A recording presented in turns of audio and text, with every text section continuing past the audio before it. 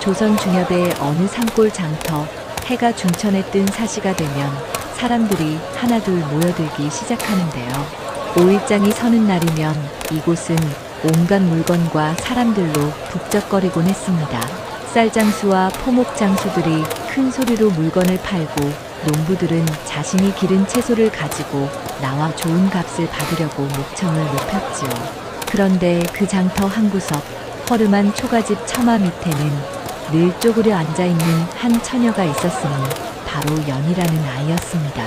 연희는 올해로 16이 되었지만 부모를 일찍 여의고 홀몸으로 떠돌며 살아가고 있었습니다. 3년 전 역병이 돌았을 때 어머니와 아버지를 모두 하늘나라로 보내고 난 뒤 이 아이는 혈혈단신으로 이 세상을 버텨나가야 했던 것이지요. 해진 적삼에 기워붙인 치마는 온통 때가 끼어 원래 색깔을 알아보기 어려웠고 허리에 묶은 노끈으로 겨우 버티고 있는 모습이었습니다. 발에는 집신조차 제대로 신지 못하고 헝겊으로 대충 감싼 채 맨발에 가까운 상태였지요. 겨울이 되면 발가락이 얼어터져 피가 날 정도였지만 연희는 그것조차 운명으로 받아들이며 살아가고 있었습니다. 장이 서는 날이면 연희는 늘 이 자리에 앉아 지나가는 사람들을 바라보며 동량을 청했습니다. 때로는 농부들이 쌀 한 줌을 주기도 하고 때로는 부인들이 남은 떡 한 조각을 던져주기도 했지요. 하지만 이 아이의 눈빛만큼은 참으로 맑고 깨끗했는데요. 비록 몸은 남루했으나 마음만큼은 곱고 바른 아이였던 것입니다. 거지 신세가 된 지 3년이 되었어도 연희는 남을 원망하거나 세상을 탓하지 않았습니다. 아가씨, 쌀 한 줌만 주시면 안 될까요? 연희가 지나가는 부인에게 조심스럽게 말을 걸었습니다. 하지만 그 부인은 연희를 한번 훑어보더니 코를 찌푸리며 발걸음을 재촉했습니다. 에이, 거지년이 또 나왔네. 귀찮게 구네. 그 부인의 말에 연희의 얼굴이 순간 붉어졌지만 이내 고개를 숙이며 참았습니다. 이런 일이야 하루에도 몇 번씩 반복되는 일상이었으니까요. 하지만 연희에게는 남다른 점이 하나 있었습니다. 아무리 배가 고프고 힘들어도 자신보다 더 불쌍한 이를 보면 자기 몫을 나누어 주는 마음씨를 지녔던 것이지요. 바로 그날도 그런 일이 있었습니다. 5시가 넘어서자 장터에 한 할머니 나타났습니다. 등에 젖먹이를 업고 손에는 대여섯 살 되어 보이는 사내아이를 이끌고 있었는데 그 모습이 연희보다도 더욱 처연해 보였습니다. 어머니, 배고파요. 밥 주세요. 사내아이가 할벗의 치마를 잡아당기며 칭얼거렸습니다. 할벗은 눈물을 글썽이며 아이를 달래려 했지만 줄 것이 없어 그저 쓰다듬어 줄 뿐이었습니다. 연희는 그 모습을 지켜보다가 조용히 일어났습니다. 그리고 아침에 한 상인에게서 얻은 보리떡 한 조각을 꺼내어 그 아이 앞에 내밀었습니다. 이거 먹거라. 많지는 않지만 배고픔은 달랠 수 있을 게야. 할벗이 깜짝 놀라며 연희를 바라보았습니다. 아가씨, 이게 무슨... 아가씨도 굶고 계실 텐데. 괜찮습니다. 저는 젊으니 하루 정도는 버틸 수 있어요. 저 아이가 더 급해 보이니까요. 연희의 말에 할벗은 눈물을 흘리며 절을 올렸습니다. 사내아이는 보리떡을 받아들고는 연희에게 깊이 인사를 했습니다. 고맙습니다, 누나. 그 아이의 맑은 눈과 연희의 눈이 마주쳤을 때 연희의 마음 한구석이 따뜻해지는 것을 느꼈습니다. 비록 자신은 배가 고프고 힘들었지만 다른 이의 어려움을 덜어줄 수 있다는 것 자체가 기쁨이었던 것이지요. 해가 뉘엿뉘엿 서쪽으로 기울어 갈 무렵 장터의 사람들이 하나둘 떠나가기 시작했습니다.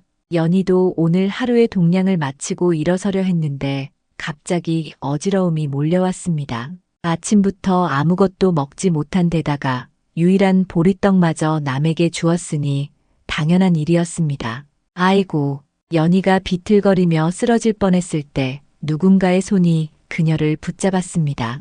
고개를 들어보니 20살 남짓한 총각이 걱정스러운 얼굴로 자신을 바라보고 있었습니다. 연희를 붙잡은 총각의 이름은 강민호였습니다. 이 고을에서 3리 정도 떨어진 산골 마을에 사는 농부의 아들로 어머니와 단둘이 살며 농사를 지어 근근히 살아가고 있었지요. 민호는 어려서부터 성품이 온화하고 마음씨가 착하여 마을 사람들 사이에서도 평판이 좋은 젊은이였습니다. 오늘도 어머니께서 부탁하신 소금과 기름을 사러 장터에 나왔다가 우연히 연희가 쓰러지는 모습을 보게 된 것이었습니다. 아가씨, 괜찮으시오? 얼굴이 창백하시네요. 민호가 걱정스러운 목소리로 물었습니다. 연희는 민호의 따뜻한 손길에 놀라며 황급히 몸을 일으키려 했지만 여전히 어지러움이 가시지 않아 다시 비틀거렸지요. 아무렇지도 않습니다. 그냥 조금 피곤할 뿐이에요. 연희가 고개를 숙이며 대답했습니다. 하지만 민호는 그녀의 창백한 얼굴빛과 야윈 모습을 보고 금세 상황을 알아차렸습니다. 이 아이가 오랫동안 굶주렸다는 것을 말이지요. 민호는 잠시 생각에 잠겼습니다. 자신의 집안 사정도 넉넉하지 않아서 어머니와 함께 하루하루를 근근히 버텨나가고 있는 형편이었거든요. 하지만 이렇게 굶주린 아이를 그냥 지나칠 수는 없었습니다. 어머니께서 늘 말씀하시던 것이 떠올랐지요. 민호야, 우리가 비록 가난해도 남보다 못한 이를 도울 줄 아는 마음만은 잃지 마라. 하늘이 보고 있느니라. 민호는 마음을 굳히고 연희의 손을 잡아 일으켜 세웠습니다. 아가씨, 잠시만 기다리시오. 제가 뭔가 사드릴 테니까요. 아니에요. 정말 괜찮습니다. 그런 신경 쓰지 마세요. 연희가 사양했지만 민호는 이미 근처 국밥집으로 향하고 있었습니다. 장터 한편에 자리 잡은 작은 국밥집에서는 저녁 준비를 하느라 분주했는데 솥에서는 구수한 밥 냄새와 된장국 냄새가 피어오르고 있었지요. 사장 영감, 국밥 한 그릇 싸주시오. 민호가 허리춤에 전대해서 엽전 몇 잎을 꺼내며 말했습니다. 국밥집 주인은 고개를 끄덕이며 따끈한 국밥 한 그릇을 나무 그릇에 담아주었습니다. 보리밥 위에 된장국을 부어넣고 김치와 나물 반찬도 조금씩 얹어주었지요. 민호는 그 국밥을 들고 연희에게로 돌아왔습니다. 연희는 여전히 처마 밑에 서서 어쩔 줄을 모르고 있었는데 민호가 국밥을 내미는 모습을 보고는 깜짝 놀랐습니다. 이게 무슨... 총각님, 저는 그런 귀한 것을... 귀하기는 무엇이 귀하오. 그냥 보리밥에 된장국뿐인데요. 아가씨께서 너무 야위시어서 보고 있으니 마음이 아프구려. 민호의 진심 어린 말에 연희의 눈가가 붉어졌습니다. 자신 같은 거지를 이렇게 따뜻하게 대해주는 사람을 만나기가 쉬운 일이 아니었거든요. 하지만 연희는 여전히 망설였습니다. 정말 괜찮습니다. 총각님도 힘들게 사실 텐데 어찌 저 같은 이에게. 아가씨, 배고플 때는 먹어야 하는 게 사람 도리 아니겠소? 자, 어서 드시오. 민호가 국밥을 연희의 손에 쥐어주었습니다. 따뜻한 그릇의 온기가 연희의 차가운 손을 감쌌고 구수한 냄새가 코끝을 자극했지요. 연희는 더 이상 참을 수 없었습니다. 총각님의 큰 은혜, 평생 잊지 않겠습니다. 연희가 깊이 절을 올리며 말했습니다. 그리고는 조심스럽게 숟가락을 들어 국밥을 떠먹기 시작했지요. 오랫동안 제대로 된 음식을 먹지 못했던 터라 그 맛이 얼마나 달고 고마웠는지 모릅니다. 눈물이 뺨을 타고 흘러내렸지만 연희는 그것도 모른 채 열심히 밥을 먹었습니다. 민호는 그런 연희의 모습을 지켜보며 마음이 짠해졌습니다. 저렇게 어린 아이가 혼자서 이 세상을 버텨나간다는 것이 얼마나 힘든 일인지 알 수 있었거든요. 국밥을 다 먹은 연희는 그릇을 정중히 민호에게 돌려주며 다시 한번 절을 올렸습니다. 총각님, 이 은혜를 언젠가는 반드시 갚겠습니다. 지금은 비록 거지 신세이지만 하늘이 도우시면 언젠가는 저도. 그런 말씀 마시오. 사람이 사람을 도우는 건 당연한 일 아니겠소? 민호가 손사래를 치며 말했습니다. 하지만 연희의 눈에는 굳은 결의가 서려 있었지요. 이 은혜만큼은 반드시 갚겠다는 마음이 깊이 새겨진 것이었습니다. 그날 밤 연희는 근처 빈 창고에서 잠자리를 펴며 민호의 따뜻한 마음씨를 생각했습니다. 그리고 민호 역시 집으로 돌아가는 길에 그 거지 처녀의 맑은 눈빛을 떠올리고 있었지요. 두 사람 모두 그때는 몰랐습니다. 이 작은 만남이 훗날 얼마나 큰 인연의 실이 될지를 말입니다. 민호가 사는 마을에서 가장 큰 기와집을 가진 자는 최만길이라는 지주였습니다. 이 자는 대대로 이 고을에서 땅을 사들여 부를 쌓아온 집안의 후손으로 마을 논밭의 절반 이상을 소유하고 있었지요. 최만길의 집은 높은 담장으로 둘러싸여 있었고 대문 앞에는 늘 하인들이 서 있어 위세를 떨었습니다. 마당에는 연못까지 파놓았고 사랑채와 안채가 따로 있을 정도로 규모가 컸지요. 하지만 최만길의 마음은 그 집만큼 넓지 못했습니다. 오히려 구멍 뚫린 독처럼 욕심이 끝이 없어서 가진 것이 많으면 많을수록 더욱 더 가지려고만 했던 것이지요. 특히 농사철이 되면 소작농들에게 과도한 소작료를 요구하여 백성들을 괴롭혔는데 흉년이 들어도 한 톨의 곡식도 깎아주는 법이 없었습니다. 올해도 여름 내내 비가 제대로 오지 않아 농사가 흉작이었는데 최만길은 그런 것은 아랑곳하지 않고 평년과 똑같은 소작료를 요구했습니다. 아니, 오히려 쌀값이 올랐다며 더 많은 것을 내놓으라고 했지요. 올해는 하늘이 가물어서 농사가 잘 안 되었사옵니다. 부디 소작료를 조금만 깎아주시면. 한 농부가 최만길의 사랑채 마루 아래에서 엎드려 애원했습니다. 하지만 최만길은 부채를 펄럭이며 코웃음을 쳤지요. 흉년이 들었다고? 그건 너희들이 농사를 제대로 짓지 않아서 그런 거 아니냐? 내 땅을 빌려 쓰면서 소작료도 제대로 못 내겠다니 그럼 다른 사람한테 내줄 테다. 최만길의 매정한 말에 농부는 더욱 애타게 빌었습니다. 대감마님, 제발 한 번만 봐주십시오. 집에는 늙은 어머니와 어린 자식들이. 그런 소리 집어치워. 내가 자선가냐? 장사를 하는 거지. 동냥을 하는 게 아니야. 최만길이 소리를 지르며 일어서자 마루에 서 있던 하인들이 농부를 끌어내려 했습니다. 농부는 울며불며 매달렸지만 소용이 없었지요. 이런 일은 민호의 집에도 닥쳤습니다. 민호와 어머니가 일구는 논 두 마지기는 모두 최만길의 땅이었는데 올해 농사가 흉작이었음에도 불구하고 평년과 똑같은 쌀을 내놓으라고 했던 것입니다. 민호의 어머니 김마님은 나이가 60을 넘었지만 아들과 함께 새벽부터 밤늦도록 농사일에 매달렸습니다. 하지만 올해는 정말 하늘이 도와주지 않았지요. 모를 심을 때부터 비가 오지 않아 물을 대기가 어려웠고 한여름에도 가뭄이 계속되어 벼가 제대로 여물지 못했던 것입니다. 민호야, 올해는 정말 어쩌면 좋을꼬. 김마님이 한숨을 쉬며 말했습니다. 타작을 해서 나온 쌀이 작년의 절반도 안 되었거든요. 여기서 최만길에게 소작료를 다 내고 나면 어머니와 아들이 겨울을 날 쌀이 거의 남지 않을 판이었습니다. 어머님, 걱정 마십시오. 제가 최 대감께 사정을 말씀드려 보겠습니다. 민호가 어머니의 손을 잡으며 위로했습니다. 하지만 김마님은 고개를 저었지요. 그 사람이 우리 사정을 들어주겠느냐? 벌써 몇 집이나 쫓겨났는데 정말로 최만길은 소작료를 제대로 내지 못하는 농가들을 가차없이 내쫓고 있었습니다. 그리고 그 자리에는 다른 지역에서 온 소작농들을 들여보내어 더 높은 소작료를 받아내고 있었지요. 마을 사람들은 분노했지만 최만길의 권세가 워낙 컸기 때문에 감히 대들 수가 없었습니다.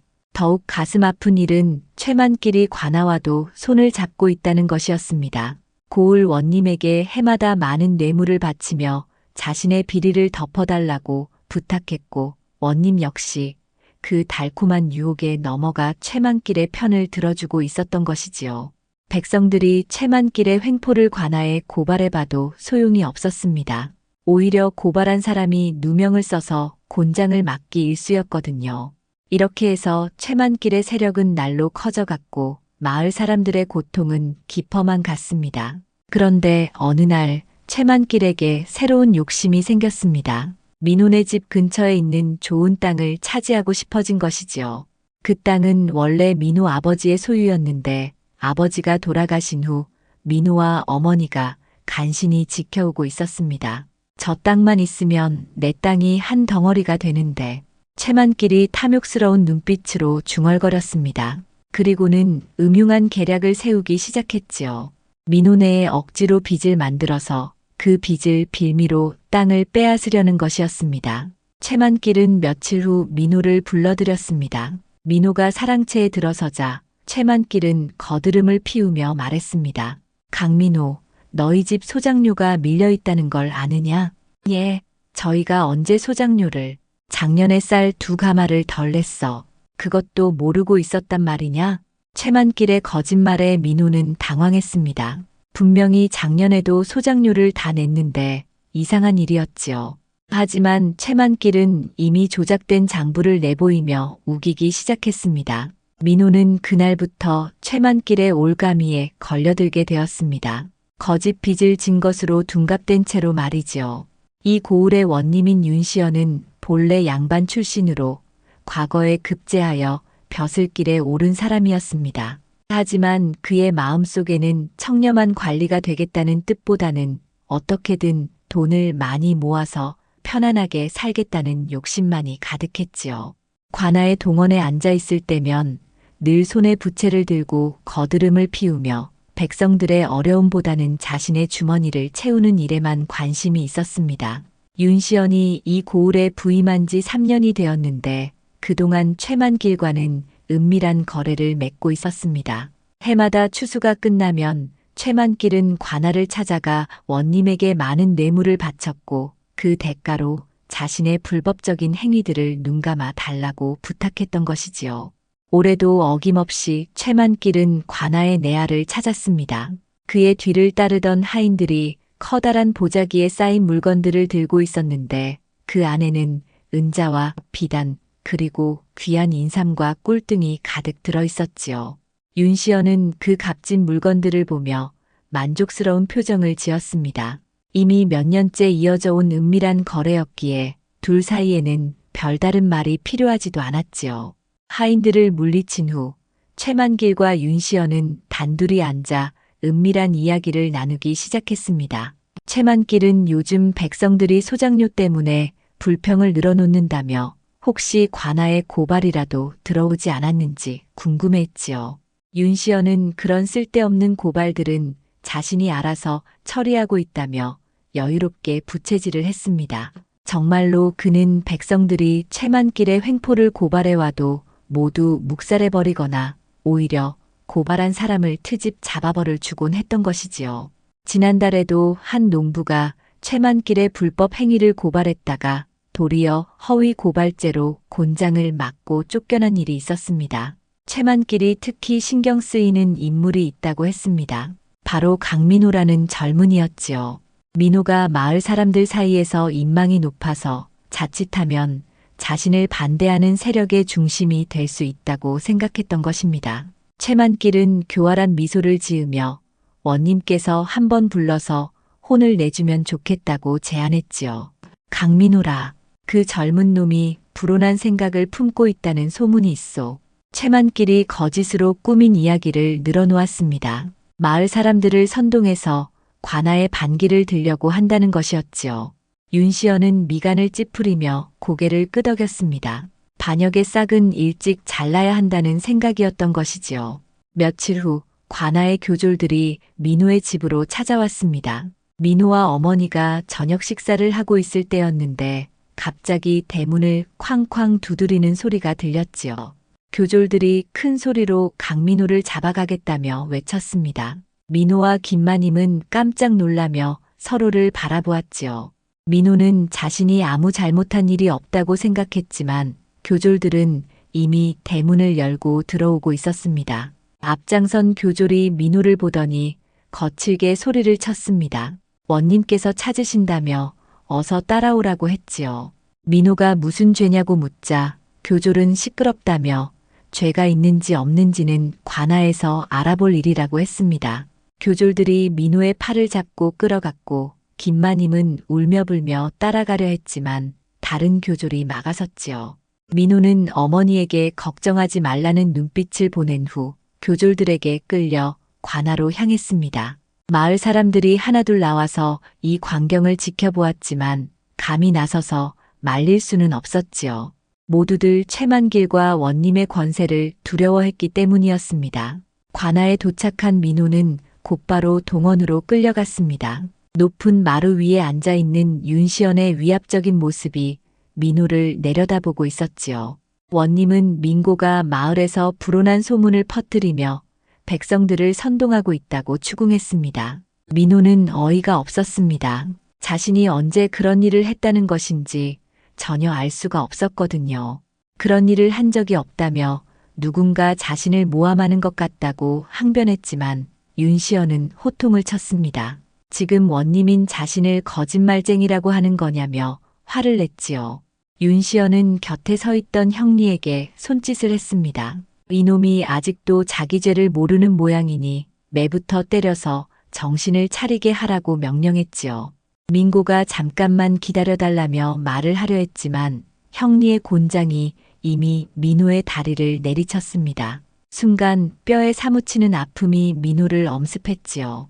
민호의 비명소리가 동원에 울려 퍼졌습니다. 하지만 윤시연은 전혀 개의치 않고 부채질을 하며 지켜보고 있었지요. 어서 자백하라며 누가 사주했는지 어떤 모반을 꾸미고 있었는지 다 불라고 다그쳤습니다. 민호가 정말 억울하다며 아무것도 한 일이 없다고 했지만 형리의 곤장은 계속 민호의 몸을 때렸습니다. 20대, 30대. 민호의 다리는 피투성이가 되어갔고 의식도 흐려지기 시작했지요. 그토록 건장했던 민호의 몸이 형리의 무자비한 매질 앞에서는 나약한 갈대 같았습니다. 윤시연은 만족스러운 표정으로 이 광경을 지켜보며 최만길에게 받은 뇌물을 생각했지요.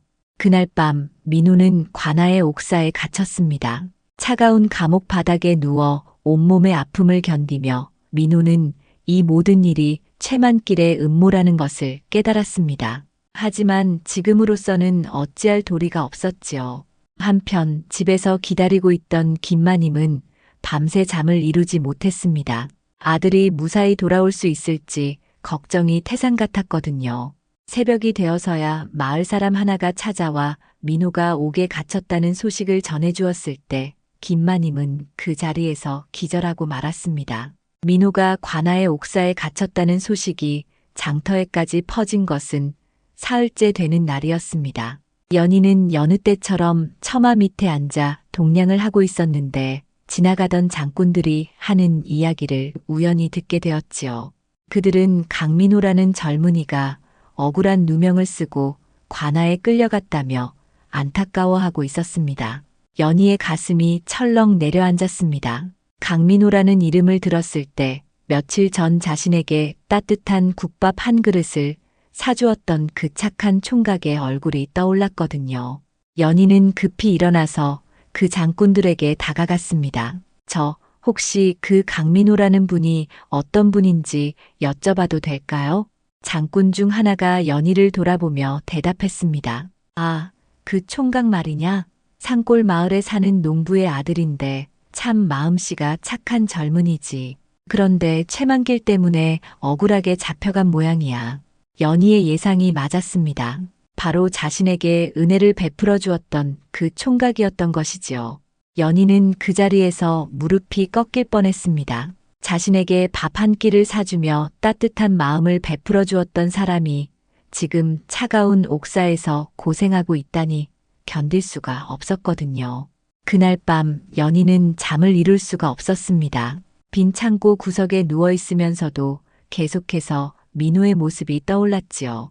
그때 민호가 했던 말도 생각났습니다. 사람이 사람을 도우는 건 당연한 일이라고 그런 말씀 마시라고 했던 그 따뜻한 목소리 말입니다.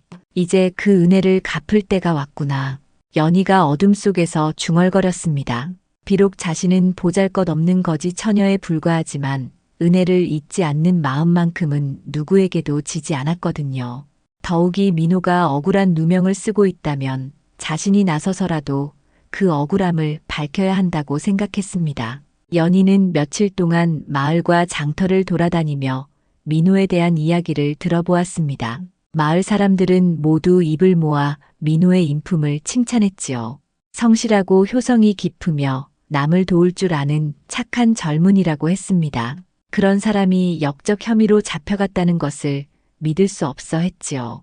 하지만 사람들은 모두 최만길과 원님의 권세를 두려워했습니다. 입으로는 민호를 두둔하면서도 실제로 나서서 그를 도우려고 하지는 않았던 것입니다.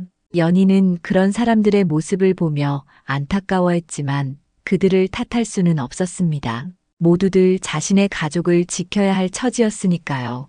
며칠 후 연희는 민호의 집을 찾아갔습니다.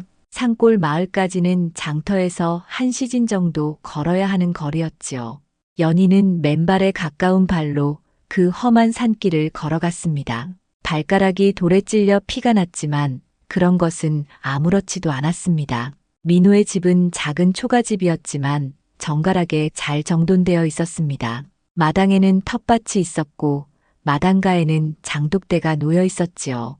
하지만 그 집 안에서는 슬픈 흐느낌 소리가 들려왔습니다. 김마님이 아들을 걱정하며 울고 있는 소리였습니다. 연희는 조심스럽게 대문을 두드렸습니다. 잠시 후 문이 열리면서 나이든 부인이 나타났는데 그 얼굴은 근심으로 가득했지요. 어떤 분이신지요? 김마님이 연희를 보며 물었습니다. 연희는 깊이 절을 올리며 자신을 소개했지요. 마님, 저는 장터에 사는 연희라고 합니다. 총각님께서 저에게 큰 은혜를 베풀어 주셨는데 연희가 며칠 전 민호가 자신에게 국밥을 사주었던 일을 이야기하자 김마님의 눈가가 촉촉해졌습니다. 아들의 착한 마음씨를 확인할 수 있어서 기뻤지만 동시에 그런 좋은 아들이 지금 옥사에서 고생하고 있다는 생각에 더욱 슬퍼졌던 것이지요. 그래, 우리 민호가 그런 일을. 김마님이 눈물을 훔치며 말했습니다. 연희는 마님의 손을 잡고 말했지요. 마님, 저는 총각님의 은혜를 잊을 수가 없습니다. 이제 그 은혜를 갚을 때가 왔다고 생각해요. 하지만 아가씨, 어떻게? 마님, 저는 비록 거지 신세이지만 이 고을 구석구석을 다 알고 있어요. 그리고 장터에서 온갖 사람들의 이야기를 다 듣고 있답니다. 총각님이 억울하다는 것을 증언해 줄 사람들을 모을 수 있어요. 연희의 말에 김마님은 희망의 빛을 보았습니다. 하지만 동시에 걱정도 되었지요.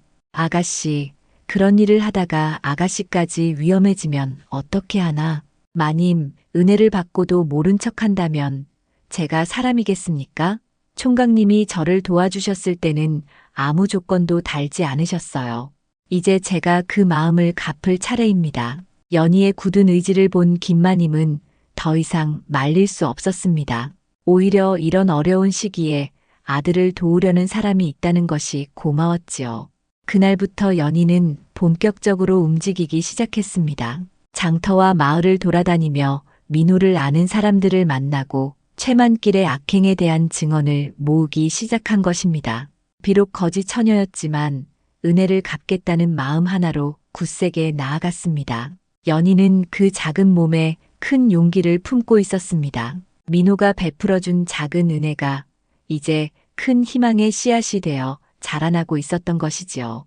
연희가 마을 사람들을 만나기 시작한 지 보름이 지났을 무렵 드디어 용기를 낸 사람들이 하나둘 나타나기 시작했습니다. 처음에는 모두들 최만길과 원님의 권세를 두려워하며 입을 다물고 있었지만 연희의 간절한 호소와 민호에 대한 진실이 조금씩 사람들의 마음을 움직인 것이지요. 가장 먼저 나선 사람은 장터에서 곡식 장사를 하는 박영감이었습니다. 이 늙은 상인은 오랫동안 최만길의 횡포를 지켜봐 왔지만 자신의 장사에 해가 될까봐 입을 다물고 있었던 것이지요. 하지만 연희가 찾아와서 민호의 억울함을 호소하자 더 이상 참을 수 없다며 입을 열었습니다. 박 영감은 작년에 최만길이 곡식값을 조작하여 백성들을 속인 일을 직접 목격했다고 증언했습니다. 흉년이 들었을 때 곡식을 사재기한 후 값을 올려 팔아 막대한 이익을 챙겼다는 것이었지요. 그뿐만 아니라 소작농들에게 거짓 장부를 들이밀어 억지로 빚을 만들어내는 것도 여러 번 봤다고 했습니다. 다음으로 나선 사람은 마을의 이장을 맡고 있던 김영감이었습니다.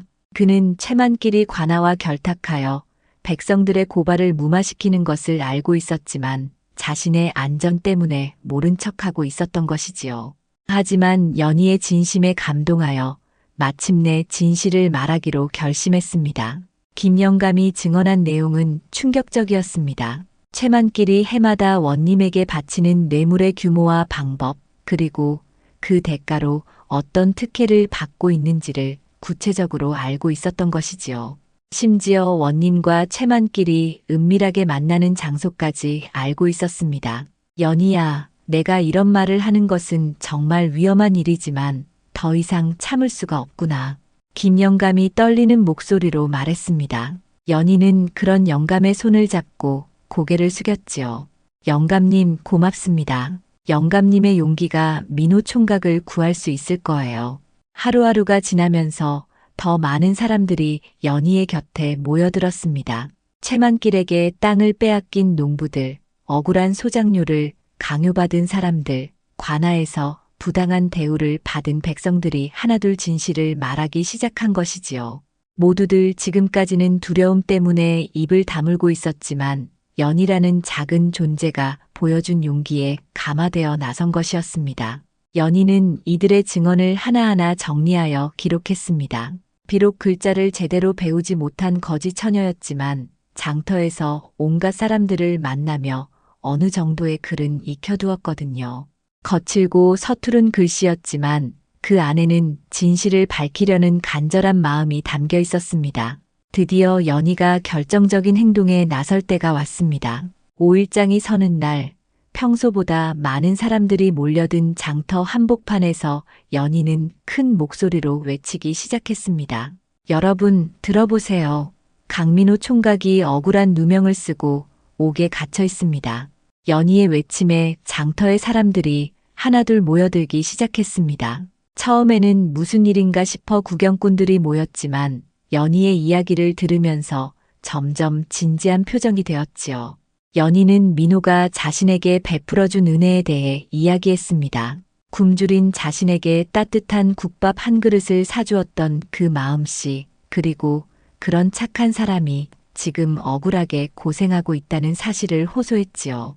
그 총각은 죄가 없습니다. 진짜 죄인은 따로 있어요. 연희의 목소리가 장터에 울려 퍼졌습니다. 그러자 박 영감이 앞으로 나섰지요. 맞소. 강민호는 억울하오. 진짜 나쁜 놈은 최만길이야. 박 영감의 외침에 다른 사람들도 용기를 얻었습니다. 김영감도 나서서 최만길의 악행을 큰 소리로 폭로하기 시작했지요. 그러자 마치 물고가 터진 듯 여러 사람들이 동시에 증언하기 시작했습니다. 최만길이 우리 곡식을 헐값에 사서 비싸게 팔았소. 우리가 낸 소작료를 장부에 적지 않고 또 달라고 했어. 관아의 고발에도 원님이 들어주지 않았소. 장터는 순식간에 민심의 함성으로 가득 찼습니다. 오랫동안 억눌려 있던 백성들의 분노가 한꺼번에 터져 나온 것이지요. 연희는 그 한가운데에서 사람들의 증언을 들으며 가슴이 뜨거워지는 것을 느꼈습니다. 저 총각은 죄가 없다. 억울한 이는 우리들이다. 한 농부가 주먹을 들어 올리며 외쳤습니다. 그 말에 모든 사람들이 고개를 끄덕였지요. 민호는 그들과 같은 백성이었고 최만길과 원님의 횡포에 맞서다가 희생된 것이었습니다. 장터의 함성은 점점 커져갔고 그 소리는 마을 전체에 울려 퍼졌습니다. 민심의 파도가 고을을 뒤흔드는 순간이었지요. 연희가 시작한 작은 용기가 이제 거대한 물결이 되어 불의에 맞서고 있었습니다. 그날 장터에서 일어난 일은 곧 관아에까지 전해졌습니다. 백성들이 모여서 최만길을 성토하고 민호의 억울함을 호소했다는 소식을 들은 윤시연과 최만길은 크게 당황했지요. 이제 더 이상 이 일을 덮어둘 수 없게 된 것입니다. 장터에서 일어난 민심의 함성은 삽시간에 고을 전체로 퍼져나갔습니다. 백성들의 증언과 최만길의 악행에 대한 이야기가 입에서 입으로 전해지면서 이제 더 이상 이 문제를 묻어둘 수 없게 된 것이지요. 더욱이 이런 소식은 인근 고을에까지 번져나가기 시작했고 결국 한양의 조정에까지 알려지게 되었습니다. 조정에서는 이미 여러 고을에서 탐관 오리들의 부정부패 문제가 심각하다는 보고를 받고 있었습니다. 특히 지방 원님들이 지주들과 결탁하여 백성들을 수탈하는 일이 빈번하다는 것을 알고 있었지요. 이번 사건은 그런 문제들을 조사할 좋은 기회였습니다. 임금께서는 직접 암행어사를 파견하기로 결정하셨습니다. 선발된 암행어사는 박문수라는 젊은 관리였는데 청렴 결백하기로 소문난 인물이었지요. 그는 마패를 품에 품고 상인으로 변장하여 이 고을로 향했습니다. 박문수가 고을에 도착한 것은 연희가 장터에서 민심을 모은 지 열흘 후의 일이었습니다. 그는 먼저 장터로 가서 백성들의 이야기를 직접 들어보기로 했지요. 평범한 포목상으로 변장한 박문수는 사람들 사이에 섞여 자연스럽게 대화를 나누며 상황을 파악해 나갔습니다. 장터에서 박문수는 연희를 만나게 되었습니다. 여전히 허름한 차림으로 처마 밑에 앉아있던 연희를 본 박문수는 이 작은 처녀가 어떻게 이런 큰 일을 벌일 수 있었는지 궁금했지요. 아가씨, 들으니 최근에 이곳에서 큰 일이 있었다던데 무슨 일인지 알려주실 수 있겠소? 박문수가 상인처럼 말을 걸었습니다. 연희는 이 낯선 상인을 보며 잠시 망설였지만 그의 눈빛에서 진실함을 느꼈지요. 나리께서는 다른 고을에서 오신 분 같은데 이곳 사정을 아실까요? 연희가 조심스럽게 물었습니다. 박문수는 고개를 끄덕이며 자신은 장사차 이곳에 왔을 뿐이라고 대답했지요. 그러자 연희는 민호의 이야기와 최만길의 악행, 그리고 자신이 어떻게 백성들을 모아 진실을 알렸는지를 차근차근 설명했습니다. 박문수는 연희의 이야기를 들으며 깊은 감명을 받았습니다. 이 어린 처녀가 보여준 의리와 용기는 많은 양반들도 갖지 못한 귀한 덕목이었거든요. 더욱이 자신의 안위는 생각하지 않고 은혜를 갚기 위해 나선 그 마음이 참으로 고결했습니다. 며칠에 걸쳐 박문수는 고을 곳곳을 돌아다니며 백성들의 증언을 수집했습니다. 최만길의 불법 행위에 대한 구체적인 증거들과 윤시연이 받은 뇌물의 규모, 그리고 두 사람이 결탁한 방법까지 모든 것이 명확하게 드러났지요. 심지어 민호를 모함하기 위해 거짓 증거를 조작한 과정까지 밝혀졌습니다. 충분한 증거를 수집한 박문수는 마침내 신분을 밝힐 때가 왔다고 판단했습니다. 어느 날 오후 그는 관아로 향했습니다. 동원에서는 윤시연이 평소처럼 부채질을 하며 앉아 있었는데 갑작스럽게 나타난 박문수를 보고 의아했지요. 너는 누구냐? 관아에 무슨 일로 왔느냐? 윤시연이 거드름을 피우며 물었습니다. 그때 박문수가 품에서 마패를 꺼내어 높이 들어 올렸지요. 임금의 명을 받들어 행차하는 암행어사 박문수다. 그 순간 동원은 정적에 휩싸였습니다. 윤시연은 마패를 본 순간 얼굴이 창백해지며 자리에서 벌떡 일어났지요. 그리고는 황급히 마루 아래로 내려와 땅에 엎드렸습니다. 어사나리, 소관이 잘못 알았사옵니다. 윤시연의 목소리가 떨리고 있었습니다. 박문수는 위험 있는 목소리로 말했지요. 윤시연, 내가 이 고을에서 저지른 악행을 모두 알고 있다. 최만길과 결탁하여 백성들을 수탈하고 뇌물을 받아 정의를 왜곡시킨 죄가 무엇인지 아느냐. 박문수의 추궁에 윤시연은 아무 말도 할 수 없었습니다. 이미 모든 증거가 확보된 상황에서 변명할 여지가 없었거든요. 한편 최만길의 저택에도 박문수가 파견한 관리들이 들이닥쳤습니다. 최만길은 자신의 사랑채에서 술을 마시고 있었는데 갑자기 들이닥친 관리들을 보고 크게 당황했지요. 당신들이 누군데 남의 집에 함부로. 최만길, 암행어사 나리의 명령으로 너를 체포한다. 관리들의 말에 최만길의 다리에서 힘이 빠졌습니다. 그동안 자신이 저지른 모든 악행이 머릿속을 스쳐 지나갔지요. 곡식 사재기, 소장료 조작, 뇌물 제공, 그리고 민호를 모함한 일까지 모든 것이 드러날 것이 분명했습니다. 어사나리, 제발 한 번만. 최만길이 무릎을 꿇고 빌었지만 이미 때는 늦었습니다. 그는 곧바로 관아로 끌려갔고 윤시연과 함께 죄인이 되어 대기해야 했지요. 그날 오후 박문수는 옥사에 갇혀있던 민호를 직접 만났습니다. 곤장을 맞고 며칠째 굶주림에 시달리던 민호는 거의 의식을 잃을 뻔한 상태였지만 박문수가 나타나자 간신히 고개를 들었지요. 강민호, 내가 억울하게 당한 일을 모두 알고 있다. 이제 자유의 몸이 되었으니 안심하라. 박문수의 말에 민호는 믿을 수 없다는 듯 눈을 깜빡였습니다. 그리고는 연희의 이름을 중얼거렸지요. 그 작은 처녀가 자신을 위해 온 고우를 움직였다는 것을 알게 된 민호는 감격에 겨워 눈물을 흘렸습니다. 다음 날 장터에는 다시 한번 많은 사람들이 모여들었습니다. 이번에는 축제 분위기였지요. 최만길과 윤시연이 모두 잡혔다는 소식을 들은 백성들은 그동안의 한을 풀듯 기뻐했습니다. 그 한가운데에는 연희가 있었고 사람들은 모두 그녀를 향해 감사의 인사를 보냈지요. 민호가 옥에서 풀려나온 날은 가을 하늘이 유난히 맑고 높은 날이었습니다. 박문수 어사의 명령으로 풀려난 민호는 비틀거리는 걸음으로 관아 대문을 나섰는데 그곳에는 이미 많은 사람들이 모여 있었지요. 마을 사람들과 장터의 상인들, 그리고 그 한가운데에는 연희가 서 있었습니다.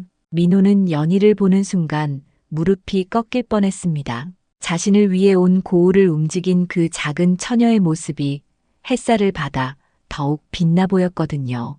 비록 여전히 남루한 차림이었지만 그 얼굴에는 의무를 다한 사람만이 가질 수 있는 평온함이 깃들어 있었습니다. 연희야, 내 덕분에 내가 목숨을 건졌구나. 민호가 연희 앞에 무릎을 꿇고 깊이 절을 올렸습니다. 연희는 급히 그를 일으켜 세웠지요. 총각님, 저야말로 총각님께서 베풀어 주신 은혜를 갚은 것뿐이에요. 두 사람의 대화를 지켜보던 마을 사람들은 모두 감동했습니다. 작은 은혜 하나가 이렇게 큰 결실을 맺는 모습을 보며 사람의 마음이 얼마나 소중한지를 깨달았거든요. 그때 박문수 어사가 관아에서 나와 사람들 앞에 섰습니다. 그는 위엄 있는 목소리로 말했지요. 백성들아, 오늘 이 고을에서 정의가 바로 섰다. 특히 저 어린 처녀의 용기와 의리는 많은 이들에게 귀감이 되었느니라. 박문수의 말에 모든 사람들이 연희를 바라보며 박수를 쳤습니다. 연희는 얼굴이 붉어지며 고개를 숙였지만 그 마음은 뿌듯함으로 가득했지요. 며칠 후 민호는 어머니와 함께 연희를 찾아왔습니다. 김마님은 연희를 보자마자 눈물을 흘리며 감사 인사를 했지요. 아가씨, 괜찮으시다면 우리 집에서 함께 사시는 게 어떨까요? 김마님의 제안에 민호도 진심 어린 눈빛으로 말했습니다. 연희야, 우리 가족이 되어주지 않겠느냐? 연희는 그들의 따뜻한 마음에 감격했습니다. 3년 동안 혼자서 떠돌며 살아온 자신에게 이런 따뜻한 가족이 생긴다는 것이 꿈만 같았거든요. 그렇게 연희는 민호의 집에서 새로운 삶을 시작하게 되었습니다. 김마님은 연희를 친딸처럼 아꼈고 민호 역시 연희를 소중한 가족으로 여겼지요. 연희는 집안일을 도우며 성실하게 생활했는데 그 착한 마음씨와 부지런함으로 마을 사람들의 사랑을 받았습니다. 한편 최만길은 모든 재산을 몰수당하고 유배를 떠났습니다. 그동안 백성들로부터 빼앗았던 땅과 곡식들은 모두 원래 주인들에게 돌려졌지요. 윤시연 역시 관직을 박탈당하고 고향으로 쫓겨났습니다. 새로 부임한 원님은 청렴 결백한 분으로 백성들의 어려움을 살피며 공정하게 고을을 다스렸습니다. 그해 가을, 풍년이 들었습니다. 하늘도 이 고을의 정의로운 일을 기뻐하는 듯 좋은 날씨를 내려주었거든요. 민호와 연희는 함께 들판에서 추수를 했는데 연희는 처음으로 자신의 땅에서 나는 곡식을 거둬들이는 기쁨을 맛보았습니다. 장터에도 활기가 돌아왔습니다. 최만길의 횡포가 사라지자 상인들은 마음 놓고 장사를 할 수 있게 되었고 농부들도 공정한 값에 자신들의 농산물을 팔 수 있게 되었지요. 연희는 가끔 장터에 나가서 사람들과 인사를 나누곤 했는데 모든 사람들이 그녀를 반갑게 맞아주었습니다. 저기 연희 아가씨가 오시네. 은혜를 갚은 거지 처녀 말이지. 사람들은 연희를 보며 입을 모아 칭찬했습니다. 연희는 그런 사람들에게 깍듯이 인사하며 예전처럼 겸손한 모습을 잃지 않았지요. 겨울이 되자 연희는 자신이 예전에 머물던 빈 창고를 찾아갔습니다. 그곳에는 이제 다른 거지들이 머물고 있었는데 연희는 그들에게 따뜻한 음식과 옷을 가져다 주었습니다. 자신이 받은 은혜를 또 다른 사람들에게 나누어 주는 것이었지요. 아가씨 같은 분이 계시니 우리도 희망을 잃지 않게 돼요. 한 늙은 거지가 연희에게 고마움을 표했습니다. 연희는 그의 손을 잡고 따뜻하게 말했지요. 할아버지, 언젠가는 할아버지에게도 좋은 일이 생길 거예요. 그렇게 연희는 새로운 삶 속에서도 변함없이 착한 마음을 지켜나갔습니다. 그리고 장터 사람들은 오래도록 그녀의 이야기를 전해 내려갔지요. 밥 한 끼의 은혜를 잊지 않고 목숨을 걸고 갚은 거지 처녀, 작은 선행이 얼마나 큰 결실을 맺을 수 있는지를 보여준 연희의 이야기를 말입니다. 연희는 비록 거지 처녀라 불렸으나 은혜와 의리를 아는 고귀한 사람이었던 것입니다. 더 이상 배고픔에 쓰러지지 않는 연희를 보며 사람들은 선한 마음의 힘을 다시금 깨달았습니다.